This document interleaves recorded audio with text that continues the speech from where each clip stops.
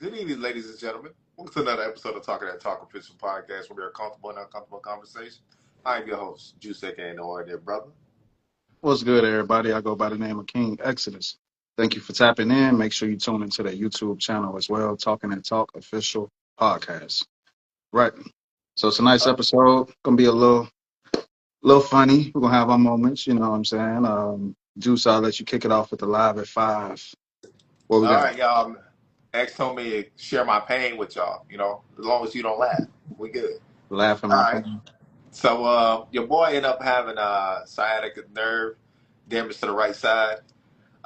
Monday night, got off work. I kept feeling like a little sharp, little pain, but I was like, not sharp, but it was there.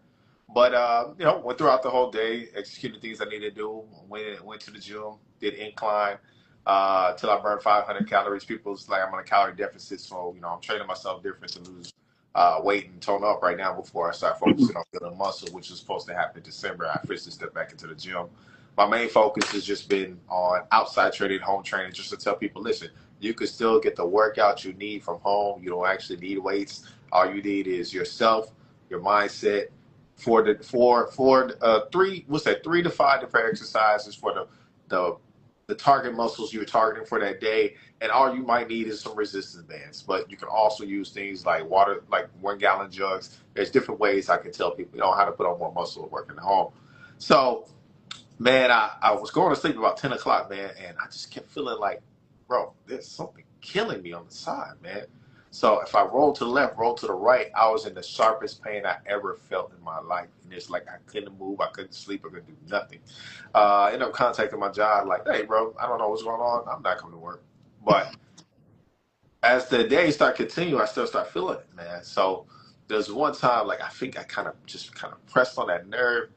I almost wanted to just cuss everybody out. Like, you know what I'm saying? I wanted to really yell like, holy motherfucking shit. But I was like, nah, fam. Like, you got to keep the composure. Like, these are the things where they say, man, keep the composure. You don't know what they're really going through. Man, my pain level had to be on like a 9 with how much stuff I was going through. I decided like, okay, bro, I'm gonna have to start icing my body down, start icing it a little bit lower, start feeling better. That evening, I ended up going to a chiropractor. He's like, yeah, you got sciatic nerve damage to your right side. As he's doing his chiropractor work, yo, I'm sitting there about to cry, y'all. Mhm. I'm about to cry. Listen, I don't think I ever seen a grown man cry, but if you see me cry, it ain't pretty. I don't think men know how to cry. I think women know how to cry and make it sexy. I think when men cry, it's just like, ugh, what's going on? Like, it'd be like one of the moments. So he told me like my hip placement on my lower back. He said the right side is higher than the left side. So what he would do would pick me up on the lower right side and pop it in place.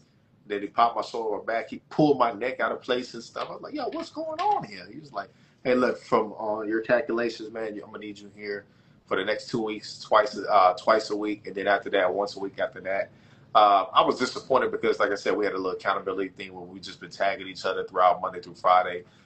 Just like, hey, check in, let everybody know you're working out, whether you're working out at the gym or you working out at home, whatever it is, man. I was made the announcement yesterday. I was so proud to see people are still tagging me. They're like, hey, bro, we still at it, we're still going. Man, listen, I told people like, listen, I'm gonna be back working out, but I can only do light workout right now with the sciatic nerve damage that I have. But watching something continue on that you started and you just wanted to do it just to see it grow, it's beautiful, man. It was healing to me. And another thing I say is everybody that shared their story with me that had sciatic nerve damage, I never knew. I had two homeboys reach out to me like, bro, I know exactly what you're going through. One of my homeboys had to get, steroids shot inside of him. Another homeboy was like, he attacked the problem head on. So he didn't have to do that, but it's one of the things that one of them said to me is like, bro, you being so completely transparent with what's going on is what makes people want to stay around and be around you. So that's one thing I want to do is make sure I always be transparent as possible what's going on with my life or anything like that nature. So to anybody that's going into any recovery, I'm gonna tell you now, take your time with it. I actually got a butt cushion right now because, like I said, the side never lower butt. Your lower back, but it's connected to everything. Like I gotta sit a certain way just for me to sit down. I cannot lay completely on my back. That's how much nerve damage I have right now. And one of the things I've been taking is Tylenol, but now I'm moving to Aleve. Aleve is more for recovering nerves within the lower back area. So shout out to all my health people that keep me on track, that be telling me about the vitamins to put them in. Potassium right there, nerve functions within the body. Listen, I could ask for a better community or better friends and family than ones that want to see you recover. So that's my live at 5 right there. Beautiful, beautiful, man. You know, Juice started the whole workout thing where we tag each other, and you know, the fact that it's still going on, that's a big thing. You know what I'm saying? In the last episode, I always said it, man. You know, you never know the impact you have. You know what I'm saying? So situations like that happen. So yeah, just in life, make sure you motivate, you take the proper actions, and that's what carries on and move forward. So yeah, shouts out to Juice and his recovery. Um, these be these battlegrounds for a man. It's not, it's not when he falls down, it's how he recovers and gets back up. So when he get back up, we'll be back in motion. For sure, for sure. All right, live at 5. Let's do the I want to do this. I want to do this. How can I let the beat build? Let's go Kevin Gates first. All right, so Kevin Gates went viral. Dating 26-year-old woman. He's 39. He'll be 40 February 5th. I think it's pros and cons on both sides. You know what I'm saying? It's a viral thing right now. I always say, for a woman that's early 20s to 25, 26, her man ain't really older than, his early 30s at max. You know what I'm saying? I feel like it have to be ranges.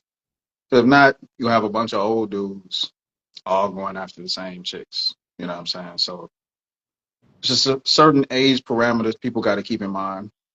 I was having a conversation earlier, like let's say for Deion Sanders and his situation with Kaluchi, it's like, okay, well, cool. Like, if your kids are that same age, that's problematic. Like, you know what I'm saying? Your kids can't be the same age as your woman, or, you know what I'm saying, your mate or whatnot. So little things you have to keep in mind. But when he said, yeah, old enough to be a daddy, like, no. Like that's not what you say, fam. That's not cool. It has to be the age limits. And on a funny level, that can be lower nature or whatever, but some people are like, okay, cool, you get the young girl. Well, when it comes to sex, I mean, like, what you doing? You know what I'm saying? You can't take a gas station pill every night for the rest of your relationship. It ain't enough Viagra in the world. You know what I'm saying? For the dudes that's high 40s, 50s, you know what I'm saying, dating a young 20-year-old. You know what I'm saying? So it's just shit you got to keep in mind. And if every old guy is fighting to get a young girl in her early 20s, it's like, okay, well, cool. Like, so that mean those same women at those corresponding ages, what they doing? They drop. You know what I'm saying? So everything has to have some type of limits, some type of rules. I'll let you get your spiel on the whole little shebang. I ain't gonna Oh keep man, you. I just keep it kind of dry. I be like, listen, what they doing is what they doing. Um, I'm also a person that always been. I said, listen, if they're gonna approach this situation on a serious role, the man got to introduce himself to the father. That's one of the biggest indications to know, is he playing with the daughter, or is he's taking it serious. But I also look at it like this: some of the women sign up for the things that they are looking for willingly, right?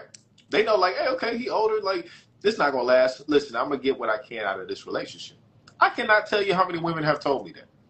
Just like, yeah, I dated older men, but it was just more so for experience. He was able to teach me things, do things of that nature, and I'd be like, so why y'all didn't work out? Well, like, if we just didn't work out, we're two different ages old. But I was like, but y'all was with each other for years. Then all of a sudden, it's just up in the air now.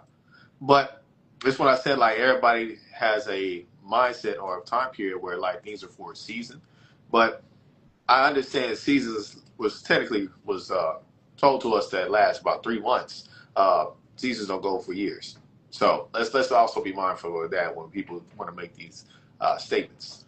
So here's my biggest thing when it comes to age gap dating. How serious is it? I think that's going to be one of the biggest indications that you need to understand is how serious anything is going to be. How are you approaching it? Because, like I said, when it's women dating younger men, it's all she still got a, younger men are hip now. They ain't got to worry about getting their thing up. They can keep the thing up. Cool, cool, cool. The young man has a great sex drive. He's more adventurous. He does other things. He's spontaneous. You can take him out with you. You could be kind of like you're grooming him at the same time. We don't talk about that at the same. What was her name? That's dating the old dude from the Rockets. Got her name. Drea. Drea has a child the same age as the man she's in a relationship with, and has a child with him. Nobody says anything. But like I said, if we put on a reversal, it's a problem. Older men are dating younger chicks, but I think only people home in on situations like that if they have I'm gonna say they have a certain. You've got to have a certain notion towards somebody to want to bring that into the light. There's people are celebrities right now that are big on age gap dating, but they're not being shined in the light because people respect how they're moving and how they're doing it.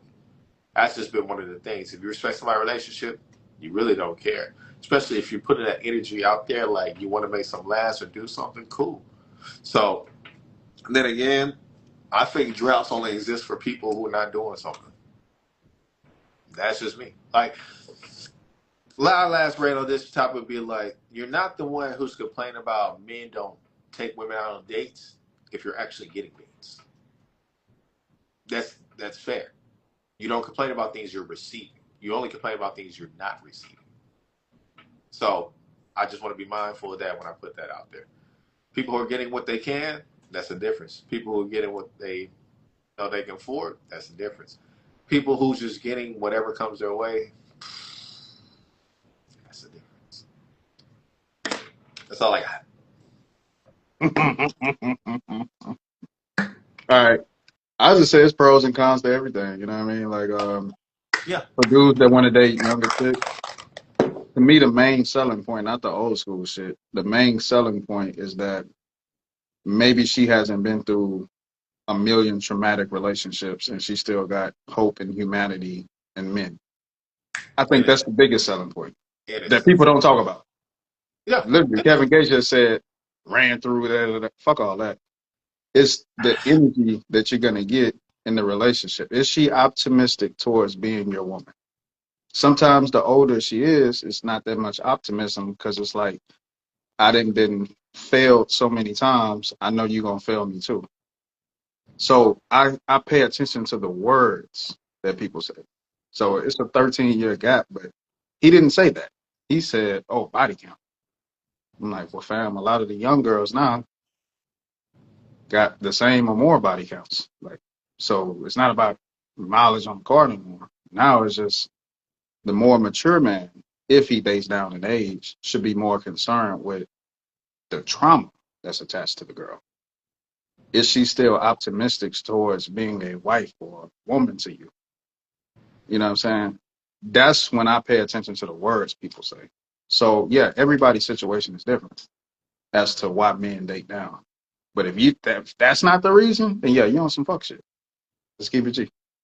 All right. Let's keep it That's the G. most logical. That's the most logical thing. You know what I'm saying? You want somebody that will not can be what they say. If a man say, "Oh, I trained her," or whatever, that sounds bad. But you do want a woman that's gonna listen to you. Now, if she's older in life and so advanced that she feel like she ain't gotta listen to a man, then she's like, "Well, what the fuck I'm here for?" Like, you just don't want a companion. That's not why I'm here. You know what I'm saying? So I pay attention to the conversation. You know what I'm saying? Not just the necessarily the age gaps and how they look. What's the conversation? What was your intent? What was your reason? And then another thing I say is, well, how did you meet? That's key too. You know what I'm saying? Charleston White said something that caught my attention recently. And he was Go. like, outside of age, he was like, look, a lot of families that we have now, or broken families, they met in a club. Somebody was shaking ass, a dude was seeing the ass, he wanted to fuck, and now a child is born. A family or a broken family is now created. It didn't start from, oh, he's a smart guy, she's a smart girl. I'm intrigued by her intelligence or the way she carry her. No, no, no. You met at the club. So all of these variables are important. You know what I'm saying to me in this type of conversation. Not to drag it out, but I just pay attention to the words people say. So he straight up said mileage. He didn't be specific on what type of mileage. He just said ran through body count. And then, females fired back and they was like, well, Ain't that the older same? men, older men have mileage and body counts and can't do XYZ. And then you want to qualify for this young woman. So that's why I say it has to be some type of standard or rules to it that people follow. It can't just be all just crazy and chaotic. Like I say, the Deion Sanders thing, that's crazy. But I digress. That's not the conversation for tonight. All right.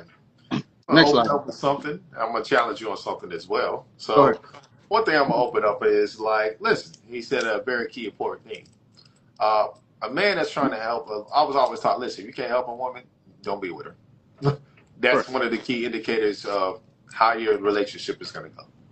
I was in a relationship with somebody as I've been trying to help them grow into a better being. I want to say a better being, a better individual, because people forget you have to get yourself right before you make your family right. It's not just two individually. You still have to know how to operate on your own. So, in a relationship I was in one time, I remember speaking with this person, trying to enlighten her on certain things, certain roles. And I just remember within a conversation aspect, it was like, well, I'm not going to improve now because I'm not going to let you get the credit for it.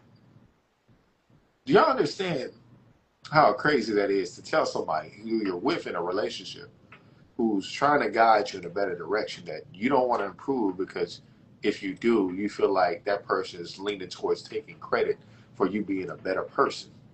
Y'all do understand people operate like that as well. Those who try to align and help better you. Some people are like, well, yeah, I know what you're doing, but I'm not going to let you get credit for it. They'd rather wait until they're out of the relationship to improve with the things you already told them than to be in the relationship and doing while they're in the relationship. So, yes, no, that's real. I see it not just my anecdotal experience. I have seen it within other people as well. I just wanted to make sure I could throw this out there. Like, here, I experienced this as well. Of a person that was trying to improve somebody's life, who told me they didn't want to improve because I look like I want the credit for it. Listen, we want credit for anything that we do with somebody, regardless of what people feel. But in a humble experience, we try to keep our mouth closed and just move in the most positive manner without making a big deal out of it. Only the ego reminds you, look, I did that shit. You know what I'm saying? Hey, I ain't gonna lie. Listen. Just about to go left real quick. Listen, I remind you doing six. Yeah. Remember I did that shit? Yeah, I'm the one who taught you. Hey, listen, that ego be talking in the midst of shit. Hey, roll your eyes you want to, X. Sometimes you gotta remind somebody during them sexual time periods like what you do for them. It makes it stick to them a little bit harder. See, sexual frequency is a motherfucker when it comes to memorization, especially when you penetrate. Oh, okay, so let me get to this next point. X, you said you said something. Oh, that boy hop back in his high self real quick. Hey, Hey, look, you that's said something. spirituality right there. Listen, That boy's listen. serious. So there was something you said that was key important, right? You said Mhm, some people meet each other in the club, and then from the club they make families. mhm. So I would ask you right now: should nobody meet somebody in the club and make a family, or it depends on how they're interacting that you should be able to move forward with it? Like shorty shaking her ass, or shorty just standing there looking cute. It don't matter. It It don't don't matter. matter. Don't do it at the 'Cause- club. but see, but I'm gonna keep it G. Like it really depends on the people. Like people do this. They give scenarios on like what they really saying is the high frequency people, the people that can handle situations. That's like first day sex. To some people, first day sex means nothing. The female is trash. The nigga is trash. I'm just keep it G with y'all. Then some people can actually take first date sex and turn it into a long lasting family that never splits. It's the people that's doing it. But Okay. if we just say it can happen in a positive way, then people be like, oh, bet it can happen. Yeah, everybody could be a millionaire, but you're not. Everybody can invest and do the right shit with their money, but you're not gonna do it. So is it possible for somebody to meet in the club and do the right shit? Yes. But the reality is the average person not gonna do it. So now it's like, are you the average person or are you not? This is where people gotta look in the mirror. A lot of times you're just the average person and people want to make themselves bigger than what they are, but you're just average. That's one thing I love about Kevin Samuels. For men and women. People just thought he was talking to women, but he talked to dudes too. If you're just average, then you're just fucking average. And this is what you need to do as an average person. You don't need to be the sporadic person that say, man, I wonder if I can meet my wife at the club. Because fam, that's not you. You average and she's probably average. So y'all gonna have average results after this club meet. You know what I'm saying? So it really just depends on the person.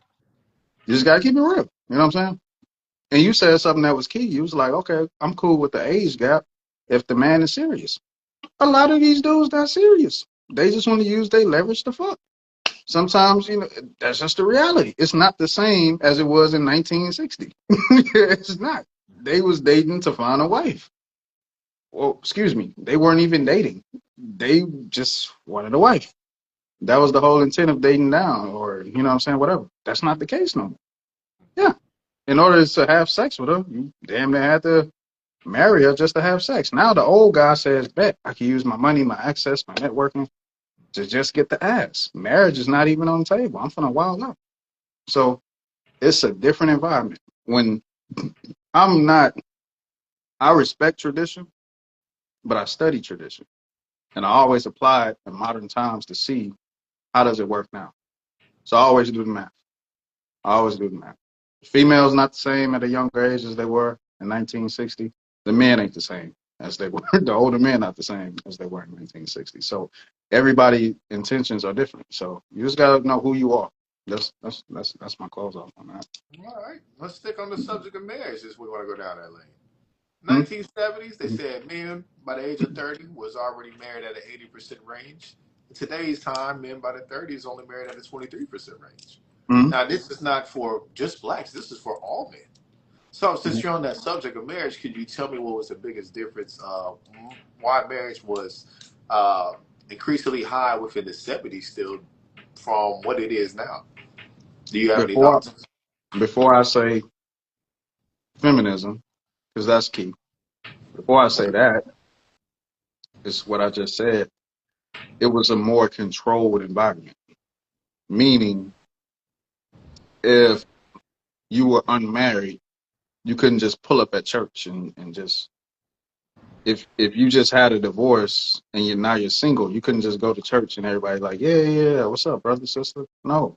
People shunned you for not having a nuclear family, men and women. That's no longer a thing. Now, if people stay together after they have a child, it's like society instead of pulling, like, why are y'all together? What's wrong with y'all? You know what I'm saying? It's like people are address that person, male or female, mostly of females, and be like, yeah, yeah, yeah, they're already embracing the downfall. Like, it's still working. And it's like the shock, like, what? So I would say the mentalities of the people changed. The rules of society changed. That was a more controlled environment back then. So outside of feminism, the environment was more controlled. Having a family would be like the equivalency of driving a Mercedes now. That was the status symbol of old family.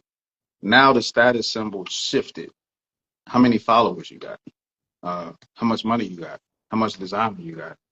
Uh, you know, things changed. The status symbols changed. Back then, it was all about family. You wasn't shit if you didn't have a family. This whole single shit was like a farce back then. So people being having more freedom, I'll say, men and women. But outside of feminism, I just say, society shifted that narrative. So hopefully I answered the question. Well, cool. I mean, my thoughts on it is also access to a certain amount of things. Internet was one of them. Internet exploded. That changed the environment as well. We also have to look into what was pouring in media. Uh, seeing how the results became the results, media was also an influence behind that.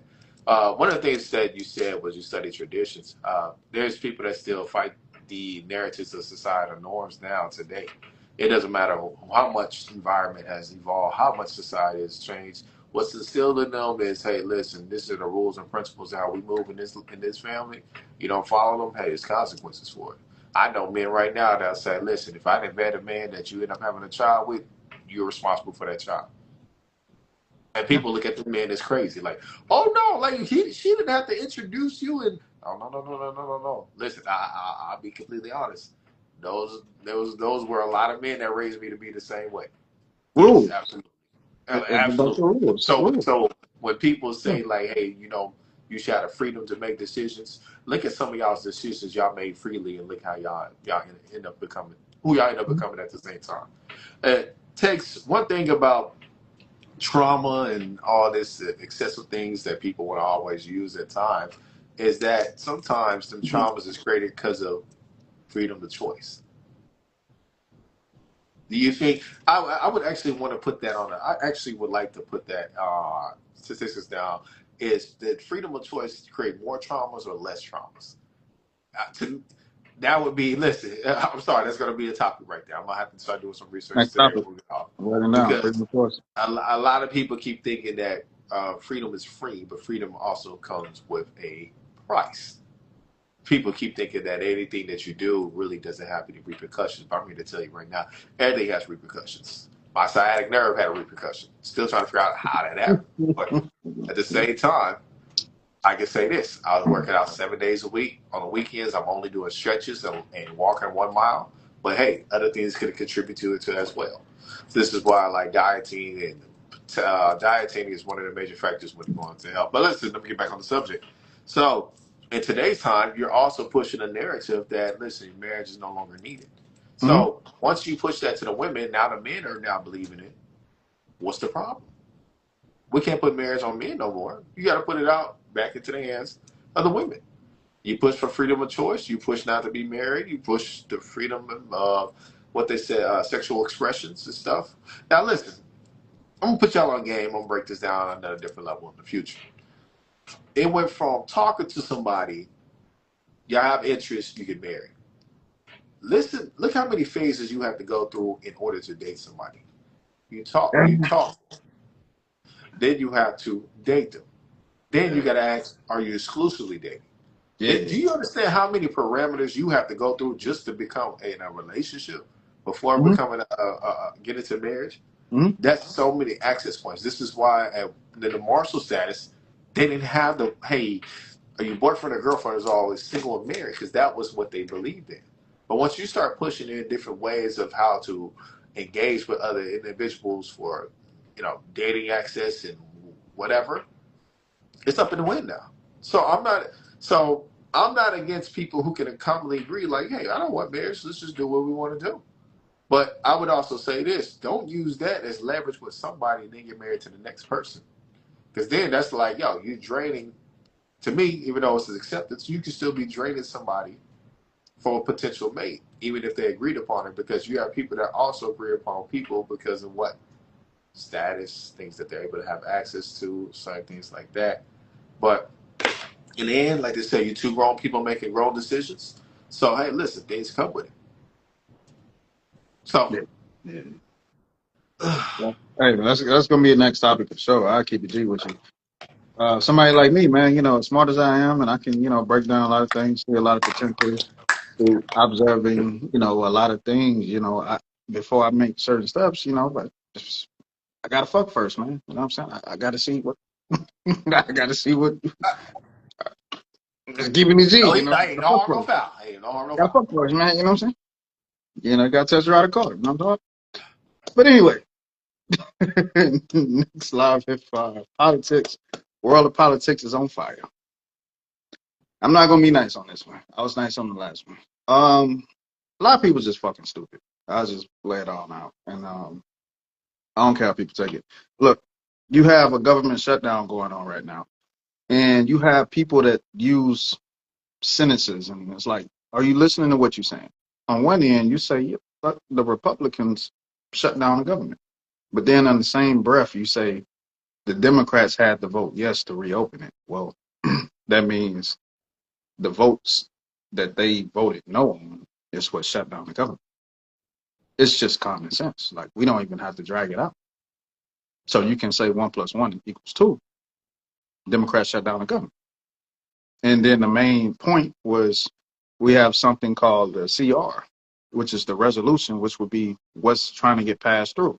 They need 60 votes to pass something through. Yes, Republicans have the majority votes because they are in a better position, but you still need the Democrats to vote yes on certain things to be passed through. That's how it works, right? So biggest thing was healthcare. And I keep it real sweet. I won't talk over people's heads. X never went to college. From 18ish to 19, I've been working. All right. So I was working during 2010 when Obamacare was, a thing, when it got introduced. They brought everybody into a little room. Let's have a meeting. And they was like, look, so what Obamacare did was for a company insurance, right? Not individual. If you had 100 employees or more, then you had to provide benefits. What Obamacare did is it cut the number down to 50. So 50 and more. So my job at the time, what they did was saying, look, I'm not providing all y'all health benefits because you work full time. So I'm going to pick which groups of y'all are going to get 40 hours and everybody else go to part time. So I had to start over, give up my apartment eventually at the time, and all because of Obamacare. I got penalized for not having insurance, right? So my new job, I had 2 jobs for the longest, but 2015, I got promoted. 2015, my healthcare plan for individual basic was $70 a pay period. 2 pay periods in a month, for those who don't know, right? That same plan going into 2026 is $180 a pay period. What happened? Obamacare. Because not only did it say that if you had less than 100 employees, now you have to offer benefits for health insurance, it gave insurance companies this leeway, this leverage. Because if you didn't get insurance, you get penalized. So now we always got to think about the nigga. The nigga is born in America, made in America. So what you think as a nigga, no matter what color you are, American capitalism already thinks that way times 10. I'm an insurance company. I know you need this no matter what, or you get penalized. You think I'm going to play fair? Up the price. Fuck it. I'm gonna cash out. If you got the best product, you think you're going to play fair with the price? No. Y'all watch Power, same shit. Insurance companies. So they skyrocket the price. And if you can't afford, right, the healthcare, because it's affordable healthcare, what happens? The taxpayers got to pay the difference. It comes out of their paycheck. Insurance companies not going to play fair. So the Democrats didn't want to give that up. Insurance companies was making a killing for all these years, right? It was hurting the American worker, the person that pay their taxes, go to work, right? So not to even mention, if we talk about SNAP, that's a different conversation because low American citizens that make money on the low end, cool. Of course, you need help. I ain't complaining about that. But when you offer that same service to people that came into the country legally or illegally, mostly legally, in that case, when we talk about SNAP, that ain't got nothing to do with me. My paycheck as an American taxpayer, person at work, that's for my family and that's for my community. That's for the county that I live in and the city. That's that.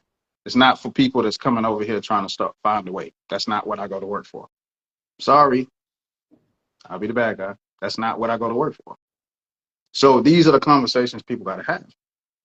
And the reason why a lot of people are so adamant about, yeah, let's fund all these things, because this shit never affected your paycheck. You was in college most of these years when this shit was being created. You just got into the real world, the working world, or you never experienced it long enough. So I would always say, look at the good and bad on both sides. So if you have somebody saying, look, let's cut the fat when it comes to that, you know what I'm saying? Move forward. Let's save the person that goes to work every day a little bit more money. What's wrong with that?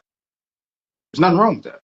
So yeah, the affordable. And I knew people that got Obamacare. They said, fam, I'm going back to Medicaid because they couldn't even afford it. And that's the point of having it, so where they couldn't afford it because the taxpayers was going to pay the difference. It's called subsidizing. So trying to have these kind of conversations with people nowadays, it's like talking to zombies or talking to the wall. I'm looking at it. You know what I'm saying? It's like nobody understands it.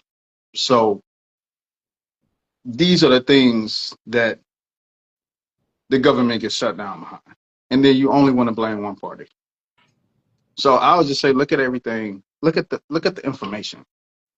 You know what I'm saying? Don't everybody in their feelings. Everybody watch the news, but nobody's reading. Nobody's looking at information. So now that Democrats decided to quote unquote cave in, now the government reopens. So that means that the Republicans didn't shut it down. It's just common sense. You know what I'm saying? So I'll let you do your thing.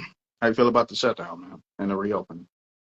Oh man, listen, I'm so terrible at situations like this. Yeah, I'll be paying attention to the things that are going on in my life. I don't even be listen. Like I said, it sounds terrible, but I'm glad. I'm glad the government is back open. Things are about to get back moving. I'm happy to see some people that are going to start getting paid. I do know people around me that was affected by it. At the same time, trying to maintain. You got people that's doing DoorDash, Uber, and doing different carrier services to try to make ends meet or just to get paid. So watching it open up, I am proud to hear that it is back in order. But as far as, like I said, me just really paying attention to all the nicks and knacks and sticks and stacks. Nah, your brother ain't been paying attention, bro. I be really focused on things that are around me that I need to maneuver in order to make things, executed and completed. Even though people just say, well, these are things you should pay attention to. Yeah, I understand that. But now that it's done, I can review everything that is now completed so to know how to maneuver from there. Because while everything is still shut down, it's nothing but hearsay. But when things are officially back open, now things are set back in stone. So that means there's concrete proof and evidence of what's now being implemented as we're moving forward. You got people right now going crazy over $2,000. You know what I'm saying? I don't know when that's supposed to hit, when that's supposed to hit, when that's supposed to happen, but I don't know. Like I said, I never knew about it until people start talking about it. I really like to focus on things that are around me, things I can control, and things I have to adapt to. This is one of the things they call meta skills, is the ability to adapt from just one skill level, but also a different skill level. For instance, you learn in one language, that's a skill. You learn in 3 or 4 languages, that's a meta skill. That's saying like, yo, you're able to keep adapting continuously and bring back essentials as well as core skills to make yourself unique within this environment as well as in your country and your community. So I'm really focused on more meta skills than anything. Yep. And I say this, I squeeze this little point in. Trump administration put up 300 million or 350 million, I believe, to fund WIC during the shutdown. Nobody talked about it. Nobody reads, nobody looks shit up. You know what I'm saying? WIC is specifically the women and children. But y'all worry about Snap on it. You know? I'm just saying. Read for yourself, man. They always say if you want to hide information, you hide it in a book. Nowadays, you can read the same shit on the internet. And then some of y'all motherfuckers get so clever, you think everything on the internet is fake if it's not what you want it to be when it comes to information. You know what I'm Or saying? they come to a specific source. CNN didn't review it, so no, it's not real. Like, come on, fam. I know people who would take everything from TMZ, and then we find out TMZ they got caught lying. TMZ is definitely biased. But Yes. everything else on the internet is biased. And then this guy, Trump, is racist, right? But he funded Kamala's campaign when she was in California. It's just little things, we just got to talk about. You know what I'm saying? The racist guy that hates everybody and she ran against, he actually funded her campaign when she was in California. Put up bread. His daughter did too. But these are conversations people don't want to have. Oh, they say, oh, that was the past. Yeah, people changed from 2014 to 20. Yeah. All All right. right, man. Let's go Yeah, on to middle the Southern. grounds. Man. What's the topic of Southern, man? Middle grounds, middle grounds. Same thing off the steam of the last live at 5 points. Fuck the middle ground sometimes. Sometimes you just gotta draw the line in the sand and figure out how do you deal with people or don't deal with people. Family, friends, uh, whatever. People you network with. Sometimes to protect yourself, protect your energy, you just have to draw lines in the sand. Some people live in a world to where they can communicate with anybody, network with anybody, and that's beautiful. But I think sometimes to protect people's energy, they just don't have a middle ground with people. It's either I rock with you or I don't, right? So that's the format of the episode. Sometimes there just really is no middle ground with people. Sometimes just having a conversation with the right person at the right time is just completely wrong for you and your energy and where you're trying to grow. So I think people just really now need to focus on finding your tribes. Find the people that rock with you. Whatever your standards and morals are in life, that's how you build your networking. Just having a million people to reach out to, 1,000 people, 100 people, that's cute. But I think now it's just who feeds your peace, who feeds your higher conscious. And some people use this as ego, as to who feeds their ego. By ego, I don't mean like who pumps you up, but who agrees with you. That's not what I'm saying. Who puts you in the space to where you're peaceful? Who challenges you to think? Right? Because some people, when they're challenged to think, they respond negative. So their middle ground is going to be completely different. And just because people disagree with you, it don't necessarily mean that you're in the right, of course, and it don't necessarily mean that they're at a lower vibration. You know what I'm saying? So even in the religious world, people believe in God, but they only believe in God if they're the messenger. I want people to catch that. I don't know too many people that said, yo, God sent somebody to me and they got on my ass and taught me something new or helped me see the world differently. No, that's not mostly the messengers that people accredit. People accredit the messengers that feed into how they already think, which keeps society at a low. You challenge people, then you see all the negativity come out of it. So the whole middle ground for the episode is sometimes it's really just not a middle ground. That's the caveat to it. Sometimes it's really just not. Sometimes you really just have to stick with the people that think like you think. So that's my opening to the episode. I'll build it up a little later, but I'll let you do your thing. Oh man, middle grounds. One thing, there's different things we call it. Where I'm from, we call them anywhere from middle, commons, and also mutual, neutral grounds. Right? Just like, hey, these are the lands where we're here, nothing happens. No matter we like somebody, we disagree, nothing happens. It's all about, it's like a respect grounds. It's like walking onto a certain level when you understand. No matter how the conversation's going, the emotions get defined, nothing's ever to get out of line. Outside of that, you got people who never believe in it, right? And walk into your mama's house and disrespect your mama. And they be like, hey, listen, I'm just saying, it's the truth, though. Yeah, but it's the fact that you came to somebody's house and did it. You know what I'm saying? It's like it's like germs in the air that you try to kill with Lysol, but once it's in your house, it's a presence energy that stays there. It ain't the amount of what's the word I want to use? It ain't the amount of sage that can get rid of it. It's not the amount of anything that gets rid of it. This is why people always try to value the space and energy that you allow somebody to come into, right? Because once it happens, you'll look at that room, that area where it happens, and it'll never be the same because it becomes memories. This is why when I'm ever in somebody's presence or get invited to certain places, I always want to make my presence respectful. I want to make sure it's how do you say it, duly noted. I want to make sure we have common decency and all that because this is going to be impactful for a change. See, open areas environments. You ever went to a club and every time you go there, there've been fights, piss, hookah bottles, and they're in that same corner and spot. But people keep going there and wonder why. Hey, it's chaotic, but we keep going there because that energy still stays there. Just because you wipe it and clean it and do all that, it doesn't mean it doesn't exist no more. So you can't keep going to chaotic spots and keep thinking things change. You have to be able Hmm. to respect what you're walking into. I Mm-hmm. remember walking to a place, they were like, yeah, somebody died here last year. I was like, fam, why are we here? Well, you man, I mean, people die every day, B. I was like, so the energy's still gonna be there. This is why, like, when I always say I exercise my way as a man to the fullest extent, because I know what I'm coming into, and I have to have a woman by my side that understands the same thing.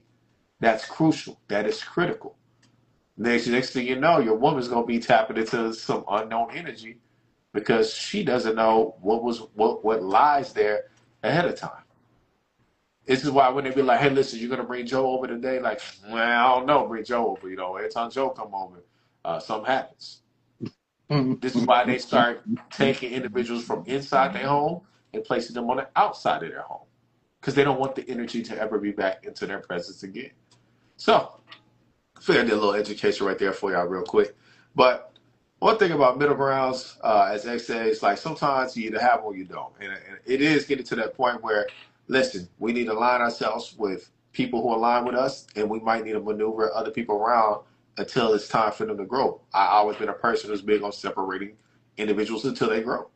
I have olive branches I extended to certain people that know if they're in situations. Listen, my home is up. You need it? Come sleep over. Come do it. That's an olive branch. Unless we're in alliance. I know, hey, some shit happens. Like, bro, listen. I don't know if you need 3 months. I don't know if you need a year. Let's go ahead and establish some rules how we gonna maneuver. And that was that. Listen, I get even personal. Ex extended olive branch to me when I went through a situation. Yep, ex extended olive branch to me. I allowed me to stay in this place for a year. And anytime he said I'm not home, I sat there, stayed on the other side of town, whatever I had to do. He said, hey, I'm home. Then I was able to come by. However he operates, I said, I want you to still operate on that level because I do not want to create any dysfunctions or make you go out your way just because you opened your spot for me. But that was the spot I needed at the time. But like I said, these are things that come about when you actually have a connection with an individual. Some people be like, oh man, you my homeboy, we've been together so long. Hey bro, if I don't like how you maneuver, that don't mean nothing. What can be cool, it doesn't mean anything. One thing I told X a little while ago, man, I said, hey listen, you and I got some common friends and we got some mutual friends, but the same people who talk about me in front of you, ask them, do they know where I sleep? That's a big indicator if we really had some type of connection. Knowing where a person lies his head says the ultimate thing to you. Some people look at it like, oh, it's not that important. It should be important. Where you lay your head should be important. Absolutely. This is why when people be so shocked when people get married, be like, I wasn't the groom, the best groom, or whatever the little title roles they got. I forgot the role. When they're invited to a wedding, they realize they're not at the level where they thought they would be at a wedding. Oh, hell breaks loose. You should see people like, oh, I thought I was gonna be the godmother. All this working time I done put in, Godfather. Listen, you can't operate off titles. You got to operate off mutual respect, common grounds, and understanding your roles. I think people overplay their roles so much that they feel like they deserve certain things that people don't even see them being a part of. Mm-hmm. Now you played yourself.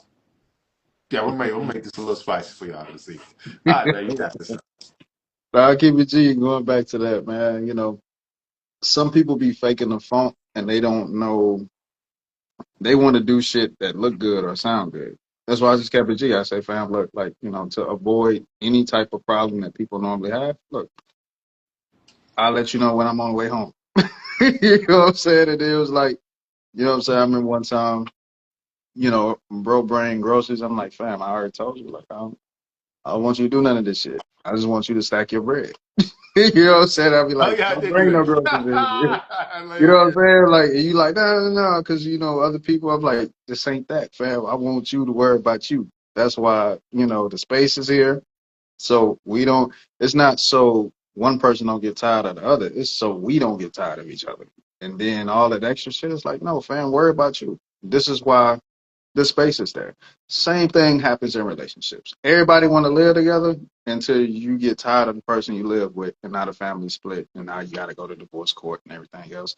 People really put weight on their shoulders that they can't lift. You go to the gym, you try to lift some shit you can't lift, you fucked. You out of there. You know what I'm saying? Like, it happens every day. A lot of people just load their plate up with a bunch of shit, and you wonder why people crash out or fall out, it's because you made the relationship too complicated. Sometimes you just keep shit simple. Just put space and shit. That's just my reason for keeping distance and shit. It helps everybody. You know what I'm saying? Like, that's just my analogy. You know what I'm saying? Like, it gives everybody space to operate. You know what I'm saying? So, and something you said about energy, me and you had a conversation, and it was like, look, fam, you realize, like, in completely, like, upscale neighborhoods, and they don't have basketball courts. You know what I'm saying? Like, because you know what basketball courts bring? It don't just bring black people as niggas. It bring niggas from different races and everybody. And you know, like when you find some place to hoop, you call everybody you know. Pull up. Then this person does it. And now you got a parking lot full of cars. The streets is full of cars. Everybody's playing ball. What happens? People fight. Basketball is a sport that people fight on. Ain't no referees. I call foul. I didn't touch you. Same thing, vice versa. Who's keeping score? Yo, somebody's gonna fight and have a shootout at the basketball court. This is just how people play basketball. It's friendly. It's a friendly game that ends up very violent. You notice in these upscale communities, they got pickleball, tennis, swimming pools. They don't necessarily have basketball courts. And some people will say that's racist, but I totally get it. Sometimes I understand the mind of people that you would call racist because I know what that type of energy brings. I'm not going to establish a community and put a basketball court there. No, we go to the hood for that. That's what you go to the hood for. That shit is not going to be in the upscale places. I'm sorry. Pay attention to the gyms. The gyms really don't rock like that no more. 24-hour gyms really don't rock like that with basketball courts no more. Why? Because They they already Zumba know what classes happens. now, baby. They Zumba They already know what classes. happens. Yeah. Niggas start sneaking their friends in through the back door and shit. These people ain't pay their membership, but they hear, yo, basketball courts is a no. I'm sorry, because this burns a certain type of energy. Energy. And it Yeah. transcends past race. So I'm sorry. But this would be my number one point. Everybody in today's world want to debate something. Debating is a hot thing. The spectacular thing about me and Juice is we actually took out the time before podcasting. We were interested in a lot of things. Battle rap was a thing. You know what I'm saying? I can call a dude right now and just spit a bar from a battle, and he pick up the next two lines, and I come in and we laugh, and we like, man, we was really on that battle rap shit. So it's like through that we learned the craft work behind lyricism and shit like that, expressing yourself, delivering your bars. So you know, we was really on that shit for a minute. Transcend, we studied debate culture real tough at one point. You know what I'm saying? We studied people that would debate about religion, politics, and all these things before this was a thing. So we formulated the podcast on the same talking points as to where, look, if we have a conversation, we have to bring facts. You can feel however you feel about the facts, but we can't talk without facts. In my normal conversations, I can't turn it up. You know what I'm saying? People want to have conversations, but they don't want to have conversations with facts. And you bring up facts, and then it's like, well, now we got to deal with, emotional responses versus logical responses, cognitive dissonance. We have to deal with all these things. So now people are debating things that they're not even ready to debate. And I find myself in these uncomfortable positions to where it's like, okay, I'm respectful and I'm humble enough to not disrespect people on their dispositions and beliefs. I trying to find a nice way to say some shit. Or I say, look, let's just keep certain things off the table so nobody gets offended. I'll be thinking I'll be having conversations with people. And then people will remind me in mid conversation, this is a debate. I'm like, oh shit, really? Say hello to my little friend. And then all of a sudden it's, well, I left my sword. I came to battle, but I ain't got my sword right now. Give me some time. Nigga, no. And this is why I be like, we talk about the women in society a lot, but I don't think we fully talk about the men. I think so many of the men have encountered more women than men or raised by more women than men to where the tendencies hit them more than the women now. To where men want to debate, but men don't have facts. Men want to debate, but men don't want to use logic over emotion. And I'm just like, this is very uncomfortable because we used to say accountability was kryptonite to women, but having certain conversations with men, I, I, I can't, I can't just attack one side anymore. I have to keep it on an open scale. Like a lot of the men have the same tendencies from the women that they were raised by, Mhm. and it shows. So whenever you talking to another man, have your facts. Respect that man enough to know that if you want to challenge somebody into like a conversation that deals with scholarship, then there are rules to scholarship. You can't just say, I think so many men have gotten so used to being the smartest person in a small room that when you leave that small room, no matter how many rooms, you forgot that those are small rooms. You talk to the right person, you got to have your shit together. You can't believe in anything, stand on anything, whether it's political, religious, anything, and you don't have your facts aligned. It's going to be problematic for you. So having this podcast, it was created within that particular fashion. We made this is where the slogan "comfortable and uncomfortable conversations" come from. If we're gonna have uncomfortable conversations, that means we literally trained for that shit. Y'all play around with that shit. We trained for that shit. Now I can't speak for you, but I just say me personally, knowledge and information changed my life more than anything because when I didn't have anything else, I had to rely on knowledge and information. While everybody else had parents, everybody else went to college, everybody else did all these things, I didn't have it. I had to learn by myself. So play with what Kevin Gates said. Find you somebody to play with. That's what a lot of y'all got to do when it comes to knowledge and information. Everybody want to be smart till it's actually time to be smart. So I'll say with the middle ground conversation, my next point is revolve your life around people that have your best interests. Not people that necessarily agree with you, but people that have your best interests.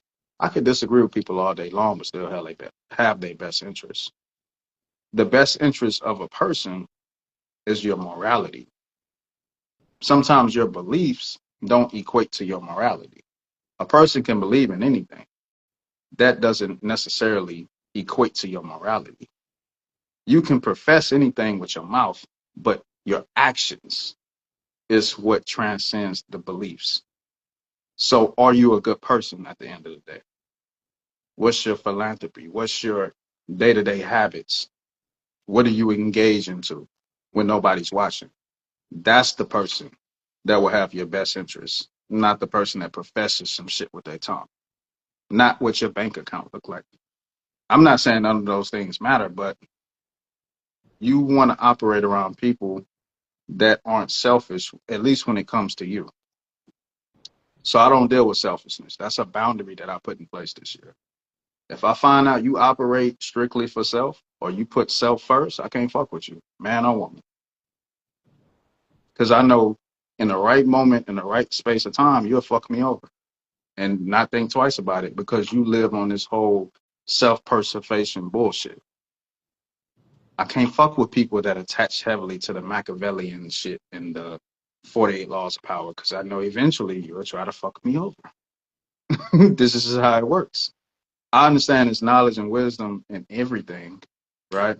But when you live by that shit, I'm like, I don't know. So always look at who got your best interest. For a man, you definitely want to pick your crowd, your circle, the people you call family as who has your best interest. And then y'all operating bill. So that's my spill. Oh man, one of the key points X said earlier was You could tell by the men who've been raised by their mothers, and sometimes you can never tell by the men who've been raised by their mothers. We got to put that in our perspectives because early on, some people's childhood, like you can tell, like yeah, what they call you a titty baby, basically saying like, listen, you attached to your mom too long. It's time for you to let go. It's time to be a man. And some people never let go. They even start dating people that resemble their mother, act like their mother, and wonder why they don't have peace or progress that they're looking for. Now, if you are dating your mother and your mother was the nurturing type and the one who showed you the ropes of how women should treat you, hey, absolutely salute to you. But if your representation of your mother is something negative and you dating that, hey, fam, you never learn how to detach on a level that you should have. Somebody should have spanked your ass a little harder. Should have got knocked out a little bit earlier. I don't know. But this is why one of the keys and aspects in a man becoming a man was contact sports was one of the best ways. You know what I'm saying? Sometimes it takes for you to get hit a couple times and hear some good quotes like, hey, listen, we get knocked down, we got to get back up. Hey, listen, some of them quotes make you change your life.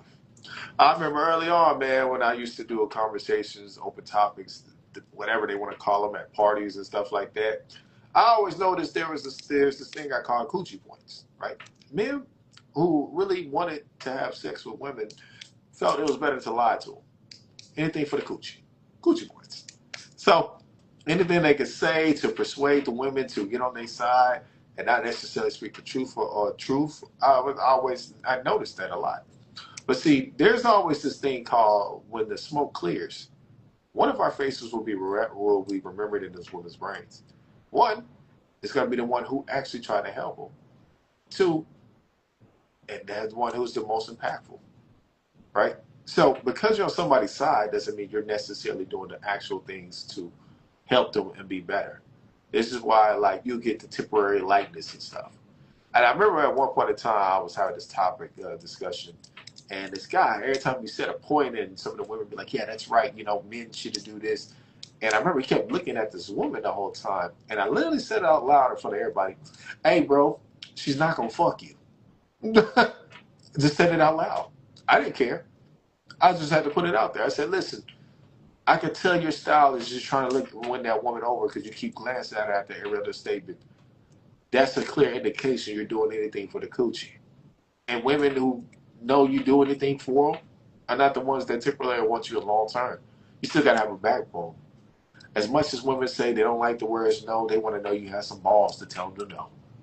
See, standards is what is the golden rule when we're coming to men. Most men don't have standards. This is why I told X privacy all my life. Hey, bro, I never had a problem putting standards in a woman's life. I don't give a shit. I feel good if I'm the first man to do it. And I feel bad that I'm the first man to do it because the first person should have been her damn father.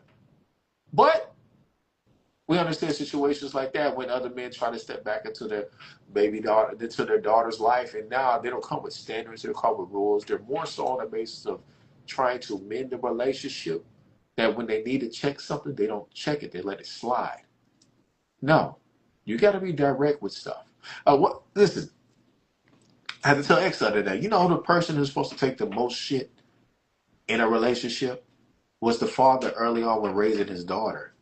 This is why when you try to come to solutions in a relationship, it should be much easier because she has seen every level her father has shown, from her being emotional and bringing it back down, from her being chaotic, bringing her back to peace, from her doing left and then coming back right. He has been able to show the actual actions of it. So when the man who steps in her life can do it, it's easier. She's like, I know what he's doing.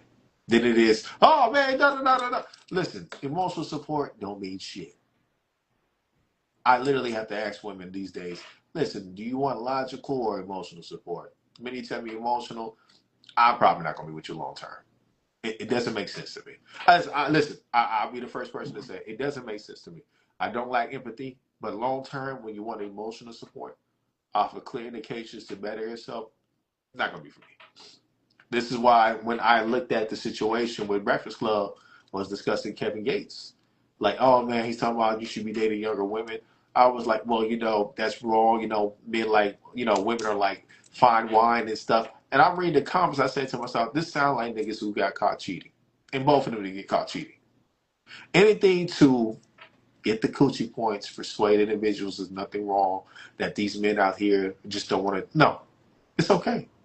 If you were single and nobody was watching you, and a young woman just happened to come your way, only you know what you would do in that situation.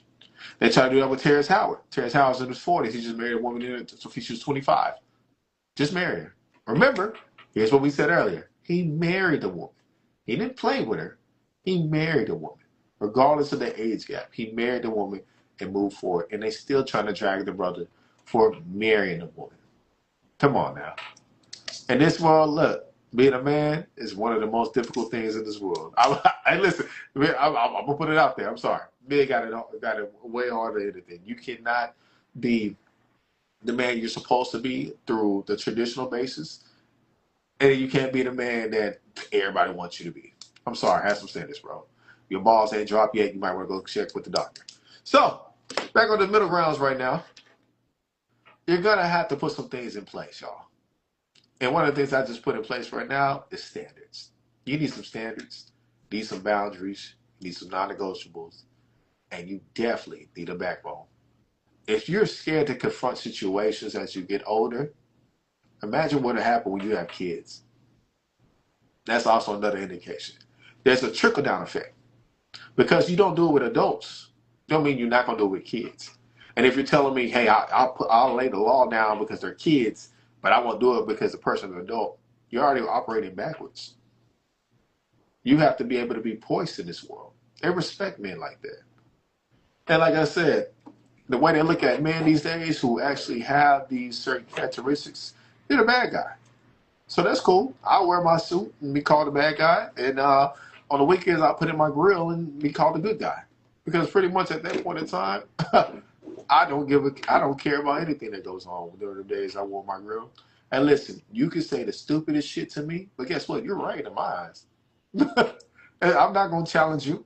I'm here to have fun. Those days were just about fun and pleasure. And this is why they always say chicks like dope dealers and dope dealers and go getters because of what? Fun and pleasure. So, you want somebody on your ass, or you just want somebody to get in your ass? That's it.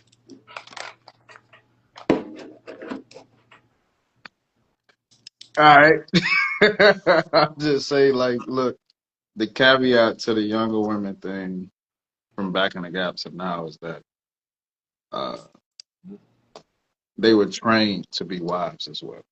Mm-hmm. So if a man most likely dates down in age and marries that woman, yeah, his intentions were possibly there or not, but the thing is he potentially, hopefully, saw a wife in her. So which means that she possibly had, most likely had training to be a wife.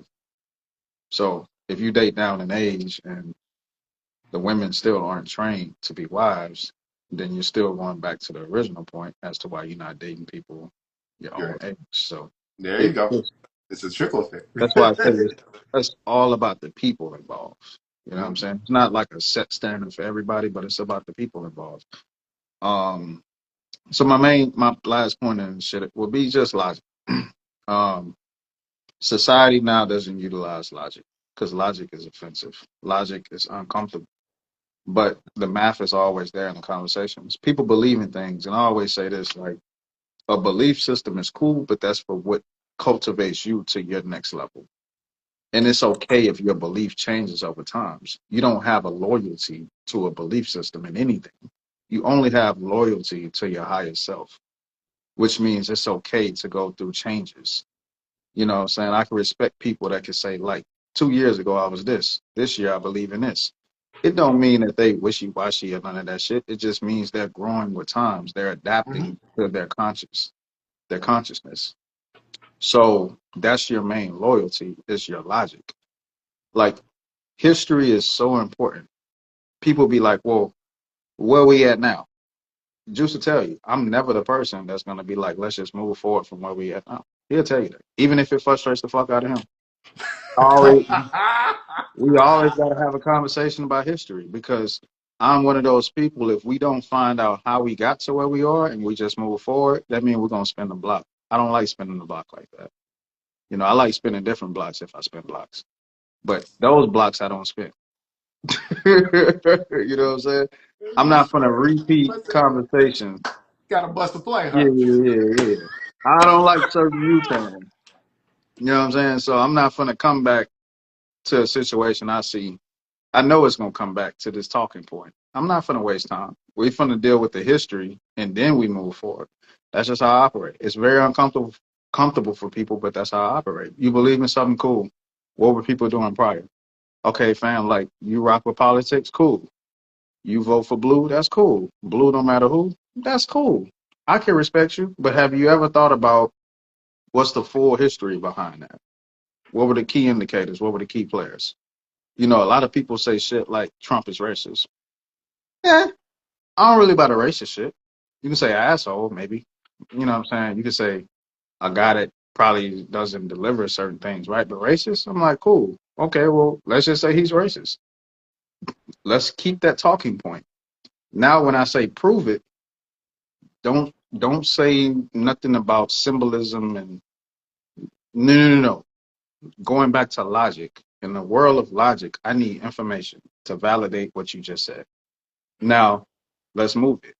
If I said Joe Biden is racist, I can prove it. Joe Biden and Hillary Clinton have a mentor, Robert Byrd. Robert Byrd was a longtime Democrat, lived and died as a Democrat, but he was also a member of the KKK. Did a lot of work for them, right? That was their mentor. They even spoke at his funeral. So connect these dots. 1994 crime bill was written by Joe Biden. Coincidence that Hillary married the president at the time, which was Bill Clinton. He's the one that passed the crime bill through. This is how you prove racism through legislation, through actions, not talk, not little shit pop phrases here. And it's actual work that people put in. So if their mentor was a Klansman and they spoke at his funeral, they never disassociated from this person. And then they pass legislation through that still harms people of color to this day. Well, I put the argument of Trump being racist on the back burner because now I have a huge valid point here. This is how the world of logic works. What can be proven without arguing? When you got to argue shit back and forth and throw little shit here and make shit make sense that don't make sense, that means the information doesn't fully evaluate that premise. So that's the world of debate and logic. Like everybody want to talk, but nobody has logic. So I keep it light on it end. I keep it light on it end, but you always have to make sure the logic aligns with everything, even if it's uncomfortable. This is the only way people advance, and this is the only way people coexist. You can stand on whatever you stand on, but at some point the logic will tell you, I just like the other side. And sometimes that's really just what it is. Your logic and information can't fully validate why you like whatever side you like of something. But just keep it real and say, yo, I just like that side. Whether it's a gang, a street, color, a block. And this is why this year I fully accepted I love my lower nature as well, because I actually come from that. A lot of people want to play bang in real life, in adult world, with politics, religion, all these other things. When people actually come from those type of environments and cultures, it's a different vibe. Fully a different vibe. So we'll wrap it up. We'll wrap it up. I can see the Yeah. Nah, we'll wrap it up. my thing about to die. I'm like, let me Okay, get yeah, this we'll wrap content it real up. quick. We can start back up, but No, we can wrap it up. It's cool. go ahead, close it out there real quick, man. I gotta make sure we get this. Up top, no word in there, brother. I go by the name of King Exodus, Talking and Talk official podcast. Make sure you tap into the YouTube and the IG as well. And we are out. Peace.